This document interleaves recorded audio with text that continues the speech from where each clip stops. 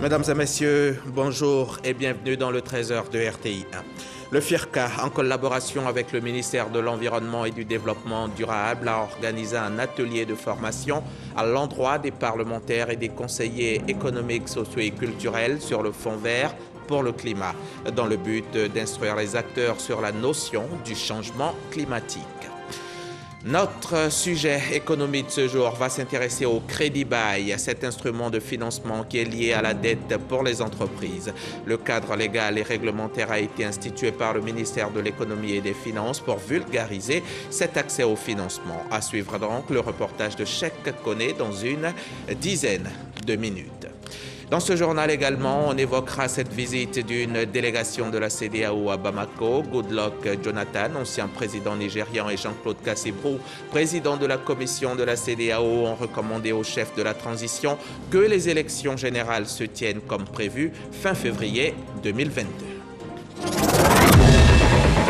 Ce mercredi 22 décembre 2021, un conseil des ministres se tient au palais de la présidence de la République en présence du chef de l'État, le président Alassane Ouattara. À l'ordre du jour, des décrets, des communications, de nombreux autres sujets. Le compte-rendu complet de nos reporters à suivre ce soir dans le 20h. Pendant ce temps, du côté du Sénat, à Yamoussoukro, la capitale politique de Côte d'Ivoire, on procédait à la réunion de clôture de la session. La rentrée, je le rappelle, c'était le 13 avril 2021. On retient que 17 projets de loi ont été votés. Le président du Sénat en a profité pour faire entre autres un plaidoyer pour le financement des collectivités territoriales. Jeannot Aoussou Kouadio est aussi revenu sur des sujets d'actualité tels que le dialogue politique et la sécurité avant d'inviter les parlementaires à profiter de leurs vacances pour se rendre utiles dans leur région respectives. Le reportage complet de Kader Sogodogo, c'est à suivre ce soir également dans le 20h. En attendant, allons suivre cet atelier de formation organisé par le FIRCA en collaboration avec le ministère de l'Environnement et du Développement durable. C'était à l'endroit des parlementaires et des conseillers économiques, sociaux, environnementaux et culturels sur le Fonds vert pour le climat. Un renforcement de capacité organisé cette semaine dans le but d'instruire les acteurs sur la notion de changement climatique. Reportage Jean-Luc Bangbo. Ils sont venus s'imprégner de la notion de changement climatique, mais surtout renforcer leurs capacités sur la finance climatique en vue d'une meilleure prise de décision. Les parlementaires et conseillers économiques, sociaux, environnementaux et culturels veulent être des acteurs de la lutte contre le changement climatique. Il y a des lois que nous allons analyser ensemble, voir comment travailler pour que ces lois-là soient prises en compte au niveau de l'Assemblée nationale, soient votées, que l'environnement climatique puisse vraiment en bénéficier en Côte d'Ivoire. Cette session de renforcement des capacités a pour objectif de permettre aux parties prenantes, acteurs du climat, d'identifier et de mettre en œuvre des investissements en faveur du climat. Ce programme représente une opportunité pour tous les acteurs nationaux dans la recherche des ressources additionnelles pour le financement des projets verts. Pour le ministère de l'Environnement et du Développement durable, ce type de formation se présente comme une voie de réduction de la vulnérabilité des populations vis-à-vis du changement climatique. Je souhaite qu'au sortir de ces travaux, vous soyez suffisamment sensibilisés sur les impacts environnementaux liés au changement climatique, informés sur l'importance de la participation des parlementaires et conseillers au développement et à l'appui des mécanismes de l'accord de Paris. Outillés pour remplir pleinement votre rôle de promotion des engagements nationaux pour le climat. Informés pour mieux documenter, diffuser et soutenir les sujets liés au changement climatique. Cet atelier a surtout été marqué par des sessions de questions-réponses pour une meilleure compréhension du sujet et surtout le recueil de recommandations pour renforcer le rôle des parlementaires et conseillers dans les questions liées au changement climatique. Autre lieu, autre atelier de formation sur un tout autre sujet. C'est une formation sur le genre et le développement initiée par la cellule genre du ministère de l'Hydraulique. Un renforcement des capacités qui s'est tenu dans la commune du Plateau en présence de nos reporters Djeneba Bini et Didier Nguessa. Renforcer les capacités de ses agents sur le genre et le développement. La cellule genre du ministère de l'Hydraulique en fait son affaire. Elle a organisé à cet effet une session de formation pour aider ses membres à maîtriser les modalités pratiques d'intégration du genre. La cellule genre du ministère de l'Hydraulique a mené quelques activités depuis son installation. Depuis 1 an d'existence, les activités de la cellule genre ont tourné particulièrement sur des réunions qu'elle a tenues. Ces rencontres ont eu lieu pour nous permettre de mieux nous connaître et fraterniser, d'échanger sur d'éventuelles activités à mener, mais aussi pour nous familiariser à l'outil informatique de vidéoconférence. C'est une initiative qui va faire date, dans la mesure où on a vu des femmes engagées pour impulser cette dynamique du genre au niveau du ministère. À la tête même le ministre, mais également, il en parle. Donc pour nous, c'est très important de participer et de faire en sorte que ça puisse s'élargir sur l'ensemble des acteurs du ministère. Lucien Kimou, représentant le ministre de l'Hydraulique, encourage les agents à promouvoir l'excellence et toutes les formes de genre. La compétence n'a pas de genre.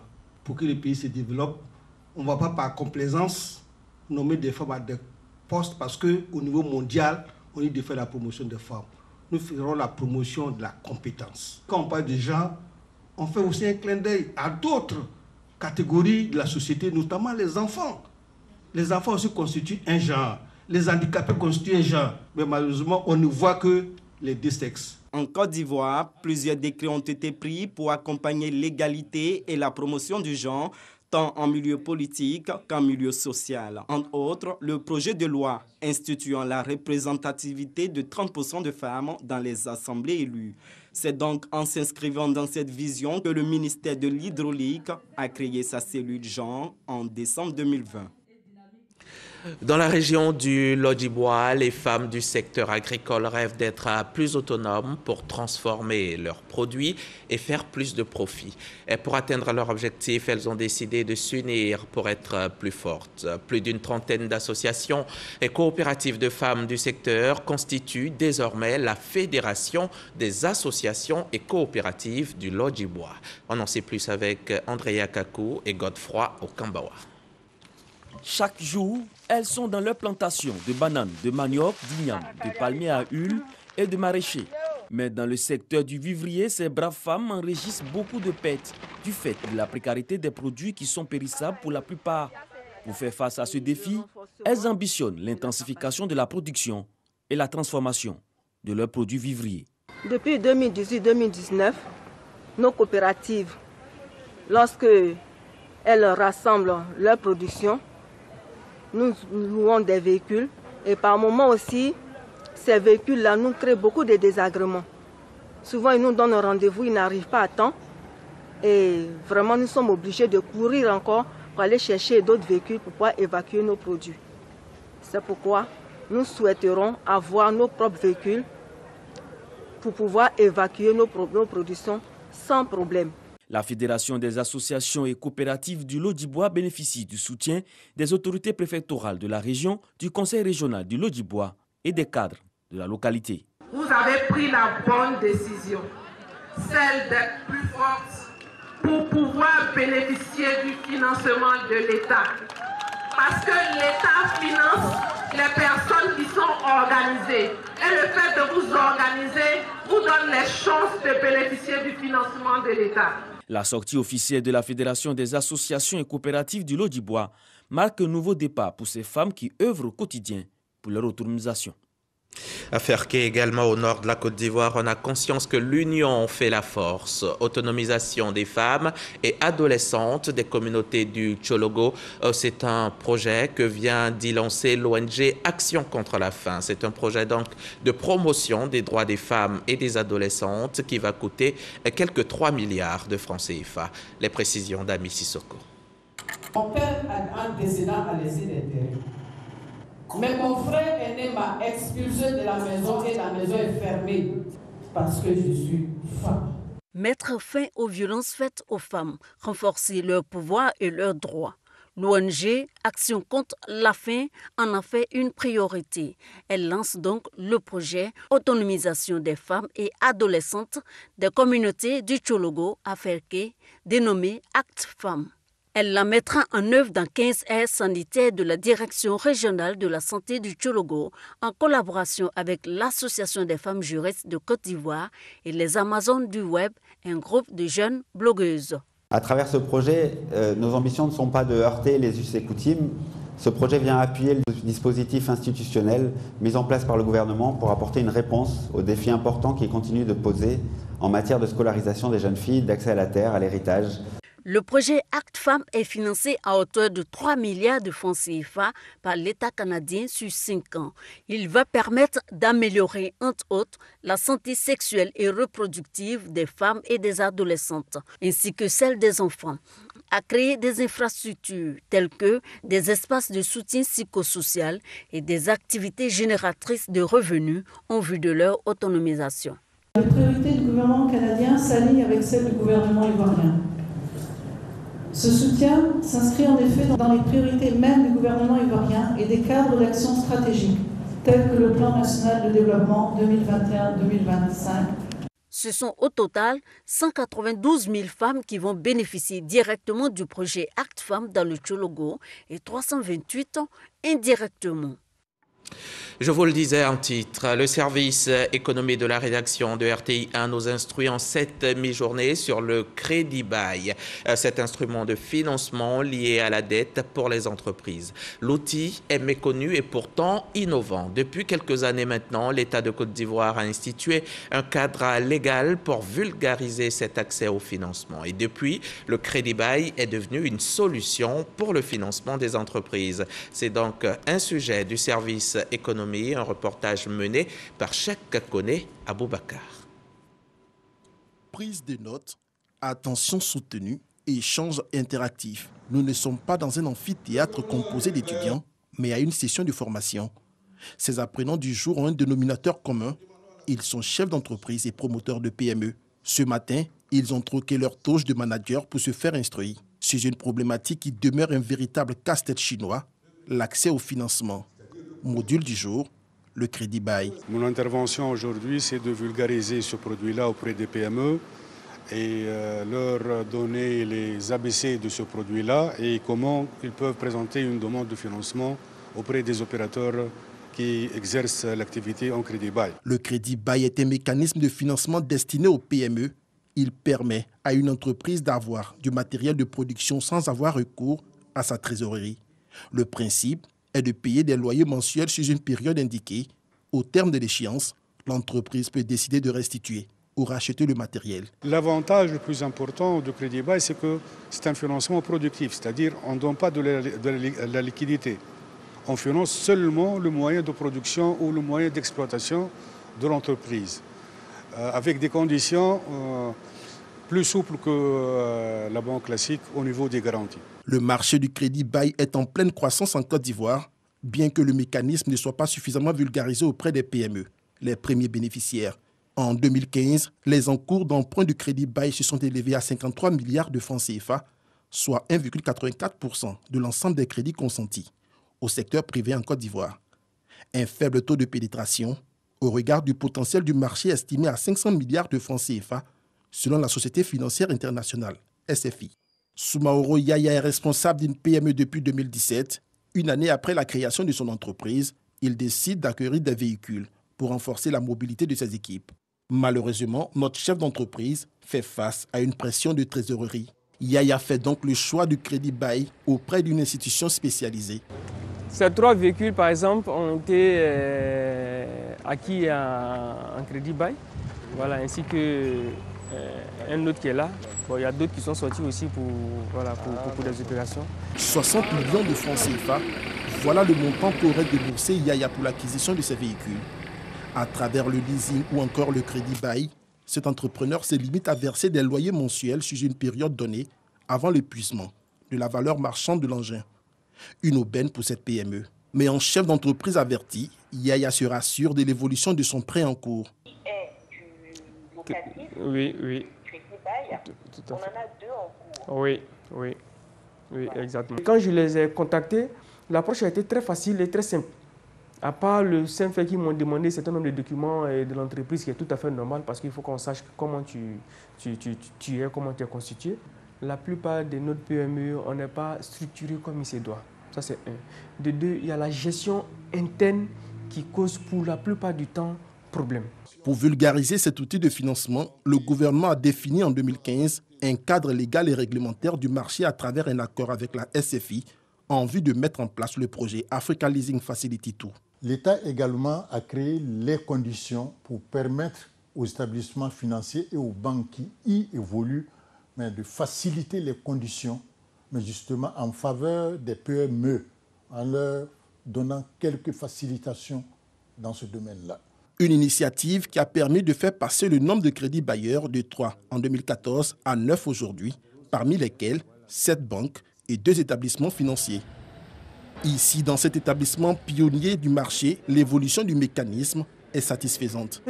Sur les 2 derniers exercices, on a financé plus de 40 milliards en termes de nouveaux financements sur plus de 15 000 clients en crédit bail uniquement. C'est une solution qui n'est pas très connue des acteurs, alors que c'est la solution adaptée qui permet d'acquérir du matériel de nouvelle génération, qui permet d'augmenter la productivité de l'entreprise assez rapidement. Il y a énormément d'avantages fiscaux. De son côté, l'agence Côte d'Ivoire PME poursuit sa mission d'encadrement des PME en leur présentant l'alternative du leasing. Le rôle de l'agence Côte d'Ivoire PME ici, c'est de pouvoir accompagner les entreprises à pouvoir optimiser cet outil-là. Parce que le défi à le crédit, il est connu. Et puis on peut toujours se poser la question, mais qu'est-ce qui fait que ça paraît aussi simple, pourquoi les gens ne s'engagent pas dedans? Mais parce que le crédit a ses défis. Et parfois, les mauvaises langues vont vous dire que c'est les entreprises parfois qui ont des difficultés d'accès au financement traditionnel qui vont lever le crédit bail.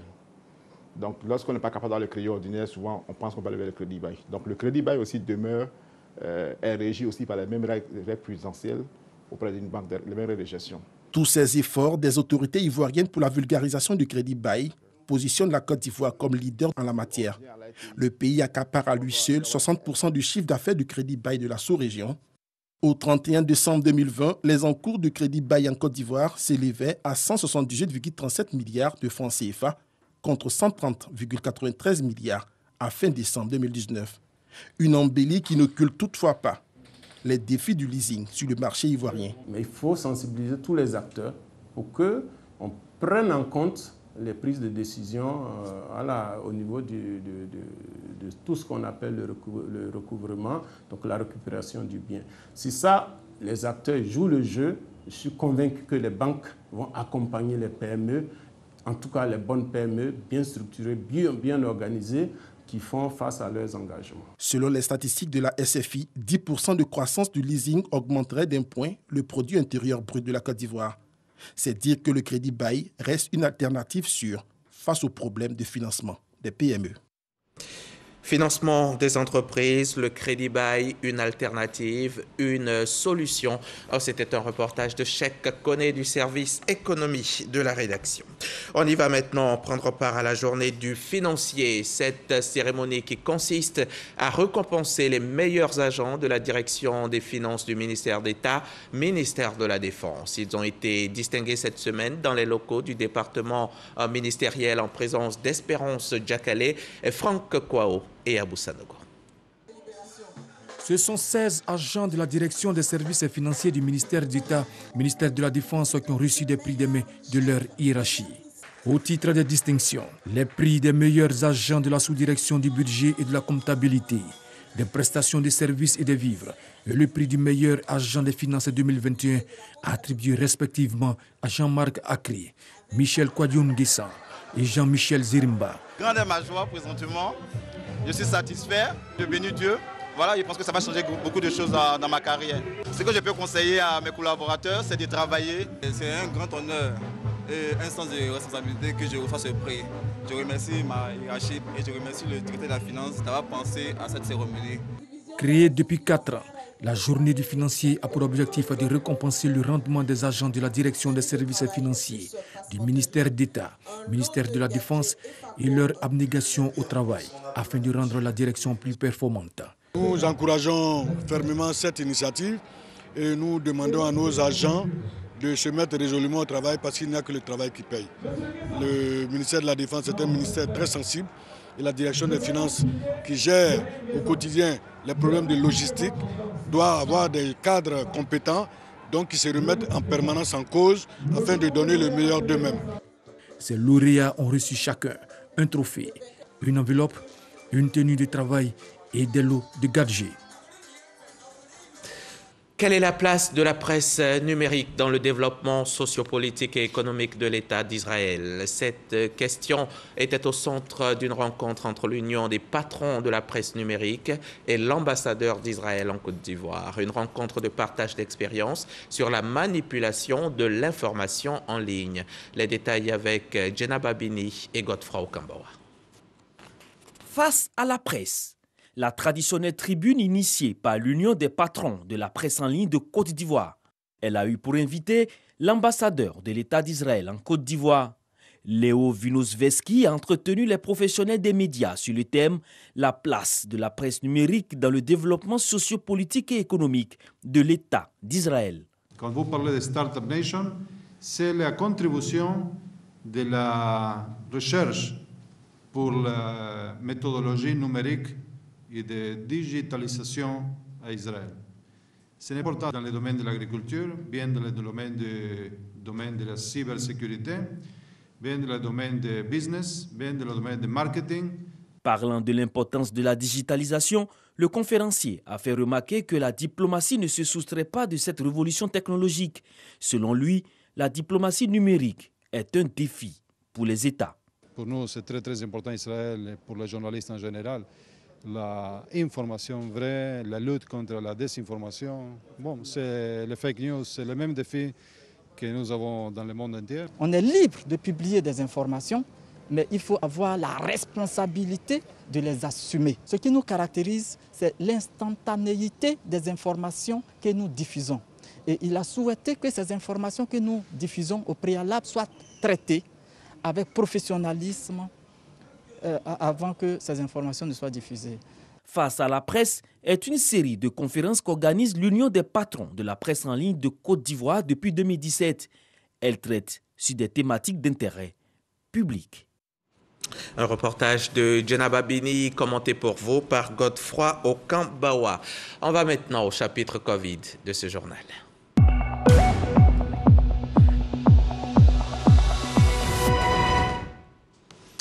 Hier, 21 décembre 2021, le coronavirus a touché 170 nouvelles personnes, ce qui porte à 62 336 le nombre de cas confirmés en Côte d'Ivoire depuis le début de la pandémie.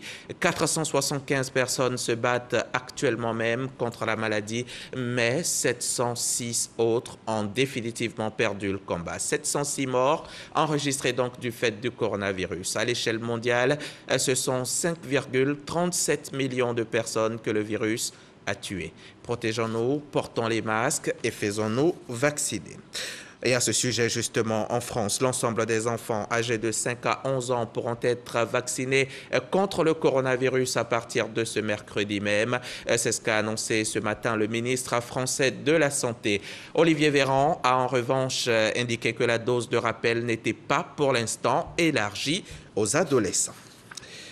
Heureusement que le coronavirus n'empêche pas le progrès. Ici à Abidjan, les populations d'Abobo-Baoulé bénéficieront bientôt d'un nouveau centre commercial. L'infrastructure sera bâtie sur 5600 mètres carrés et la première pierre a déjà été posée. C'est ce que nous rapportent Jenna Babini et Jean-Marc Djadji. Nous sommes au village Atchan d'Abobo-Baoulé, dans la commune d'Abobo. Les fils et filles de ce quartier célèbrent la pose de la première pierre du futur centre commercial de la cité, une initiative de la génération Doubo. Mais pourquoi construire un centre commercial alors que nous avons plein de soucis, plein de problèmes? Et oui, il faut aller de l'avant.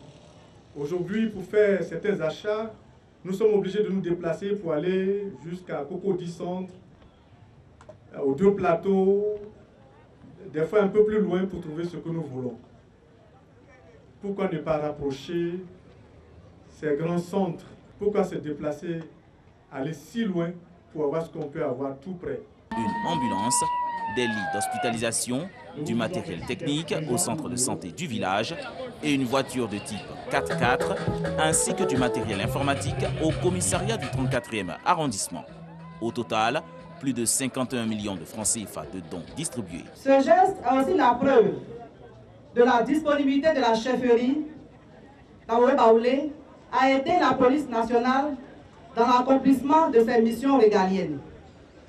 C'est pourquoi cette cérémonie revêt une importance particulière pour nous, en ce sens qu'elle permet de renforcer la capacité opérationnelle de nos collaborateurs sur le terrain. Une initiative saluée par les autorités administratives de la commune. On a parlé de commune de partage et de solidarité.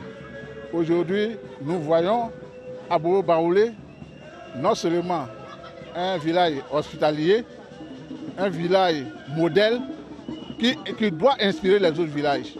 D'une superficie de 5600 mètres carrés, le futur centre commercial dénommé Doubo sera doté d'une galerie marchande, de boutiques et de plusieurs services publics. On en vient maintenant au 19e congrès de la FENEPLACI, la Fédération nationale des établissements privés et laïcs d'enseignement et de formation de Côte d'Ivoire. C'était le week-end dernier à la maison de l'entreprise au Plateau. Quelle FENEPLACI pour la redynamisation de l'école ivoirienne? Voilà ce dont il était question. Le témoignage de Noël Gnagno. Reviser la convention État-école privée et revaloriser les frais d'écolage payés par l'État sont entre autres les quelques questions relevées au cours du 19e congrès ordinaire de la Fédération nationale des établissements privés et laïcs d'enseignement et de formation de Côte d'Ivoire, FENEPLACI. Le 19e congrès de votre organisation m'apparaît comme une opportunité qu'il vous faut saisir pour adresser les problématiques majeures et de manière critique et lucide, interroger votre parcours et votre histoire. Une histoire étroitement liée, pour ne pas dire qui se confond avec le parcours même de l'école ivoirienne depuis l'indépendance. Le congrès a fait le bilan critique du fonctionnement de la fédération et a mesuré le chemin parcouru depuis le précédent congrès de 2016. À l'issue des travaux, les participants ont adopté 4 notions, à savoir la revalorisation des frais d'écolage payés par l'État. Ils ont aussi félicité les fondateurs des écoles privées pour le respect des règles de la fédération. J'invite tous les fondateurs et fondatrices, membres de la FENEPLACI, à nous rejoindre, à mettre en application les idées que nous avons arrêtées pour permettre à l'école ivoirienne de retrouver ses lettres de noblesse. Le congrès a élu le nouveau président de la fédération et à sa suite 2 commissaires aux comptes. Le reportage de Noël Gnagno a été commenté par Mahama Traoré. Si vous souhaitez porter votre foulard de façon originale désormais, alors ce festival est le vôtre. Si vous êtes amateur de bijoux, c'est également votre festival. L'édition 2021 du Festival du foulard et des bijoux, c'est parti. Avant l'événement, l'annonce a été faite par les organisateurs, ici même dans la commune de Cocody. C'était en présence de notre reporter du jour, Djeneba Bini et Godefroy Okambawa. Promouvoir la diversité de la tâche du foulard à travers un festival. Le foulard, cet accessoire de mode qui apparaît aujourd'hui comme un symbole d'identité culturelle dans le monde. Pour la promotrice de l'événement, il est important de valoriser de nos jours cet accessoire utilisé majoritairement par les femmes. Le foulard, c'est une identité, on va dire, internationale, mais l'Afrique s'est approprié le foulard. On en a fait un instrument de mode, nous en sommes fiers, c'est une arme de revendication aussi. Une démonstration pratique de la tâche du foulard est initiée avec les professionnels du milieu. Ravi et très honoré surtout d'être ici. Je remercie Mme Massal qui a eu la belle idée d'organiser ce festival. On espère que ce festival vivra longtemps pour pouvoir donner encore plus de la valeur du crédit aux jeunes créateurs. Le festival des bijoux et du foulard 2021 se tiendra dans la commune du Plateau. Et dans la commune du Plateau également, le Fashion Street, lui, est à sa 3e édition. Le Fashion Street est un événement culturel organisé donc par la mairie du Plateau afin de faire la promotion de la mode ivoirienne. L'objectif premier, c'est faire d'Abidjan la capitale de la mode. Marie-Loïs Trierou et Salimatou Dia étaient à la cérémonie de lancement. Et c'est reparti pour le Plateau Fashion Street. Initié depuis 2019 par le conseil municipal du Plateau, ce grand événement de mode est devenu le rendez-vous des professionnels et mordus de la mode. Proposer une autre façon de faire des événements de mode, tel est le défi que s'est fixé la municipalité. Nous voulons que le Plateau soit vraiment cette plaque tournante comme les Paris et toutes les grandes capitales. 12 créateurs de mode venus du Togo, du Maroc et du Nigeria prendront part au grand défilé de cette 3e édition. Notre objectif est de faire de PFS un événement qui compte dans le calendrier de la mode africaine, de la mode internationale. Nous invitons massivement le grand public à participer à cet événement. Les festivités démarreront le 17 décembre par une exposition-vente qui s'étendra jusqu'au 24 décembre. La CAN 2022, la Coupe d'Afrique des Nations au Cameroun, débutera bien le 9 janvier prochain comme prévu. Patrice Motsepe, le président de la Confédération africaine de football, l'a confirmé ce mardi à Yaoundé à l'issue d'une rencontre avec Paul Biya. Malgré la propagation du variant Omicron et les pressions des clubs européens, le Sud-Africain a visiblement obtenu les garanties qu'il espérait, notamment en termes de précautions sanitaires. Visite express lundi dernier, 20 décembre, d'une délégation de la CEDEAO, la Communauté économique des États de l'Afrique de l'Ouest, à Bamako. C'est dans le prolongement du dernier sommet des chefs d'État de l'institution sous-régionale qui s'est tenu à Abuja au Nigeria. Goodluck Jonathan, ancien président nigérian et médiateur de la CEDEAO pour le Mali, et Jean-Claude Kassibrou, président de la commission de la CEDEAO, ont fait passer des messages au président de la transition qu'ils ont rencontré. Les élections générales doivent se tenir comme prévu fin février 2022. On va refermer ce journal, mais avant, je vous rappelle qu'un conseil des ministres s'est tenu ce matin même. Le conseil des ministres a pris fin. C'était au palais de la présidence de la République, en présence bien sûr du chef de l'État, le président Alassane Ouattara. Vous pouvez le voir là en image. À l'ordre du jour, de nombreux sujets. Le compte-rendu complet de nos reporters est à suivre ce soir dans le 20h. Mon prochain JT, c'est prévu pour demain jeudi. Je serai là, comme d'habitude, à 13h.